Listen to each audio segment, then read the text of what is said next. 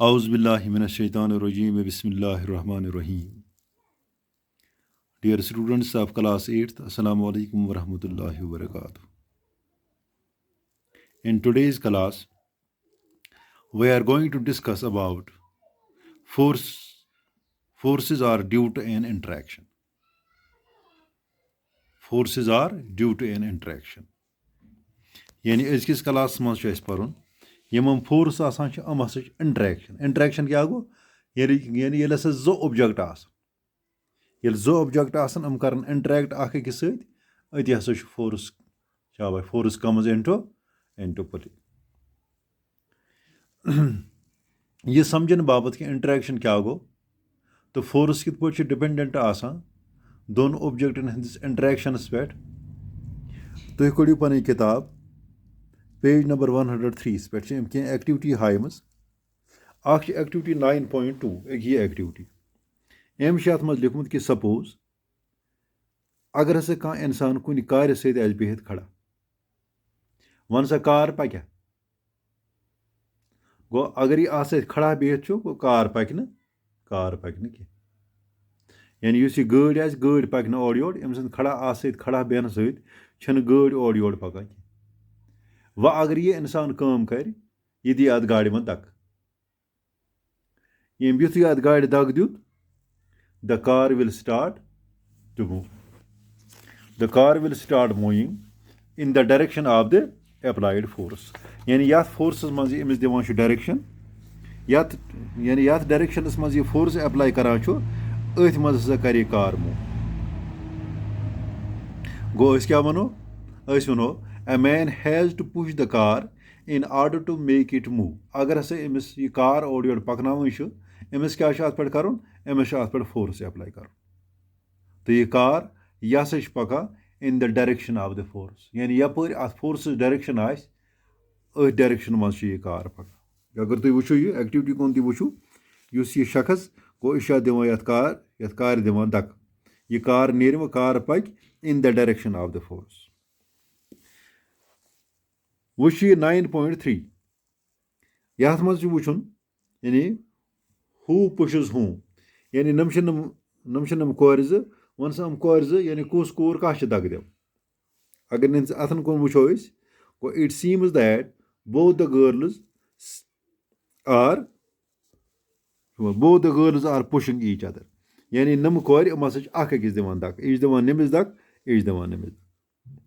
both the girls appear to push each other. While the pair of girls in activity 9.3b. अगर तो यथ मज वो यह 9.3b यह गेम गिंदान तुह तह यथ गेम मज क्या करान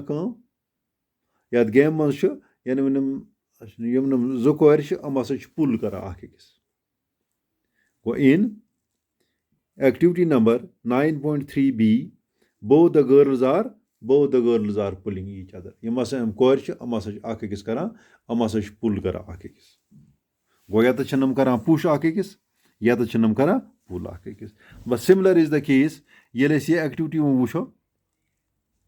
9.3c अम क्या करान अम हसा पुल करान अकिस यानी अकन गाव बेकन यह इंसान अमिस गोल लमा यानी बेकन मैन यह मोहनी अमिस गोल लमा गो गाव दिवान पत कुन द्रस इत पे सिचुएशन ऐसे ग ये गाव कड़न कुछ सात गो गाव लमा पत कुन लमा अमिस बेकिस अंदस कुन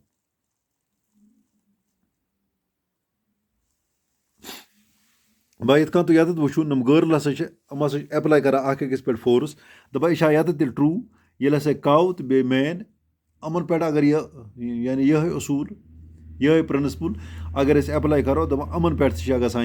सही साबित गो अमन पे सही साबित गो अगर निमोन काव and the man they are pulling each other this means that they are exerting force on each other um अकिस पे एक्सर्ट करान फोर्स गो from these examples we can infer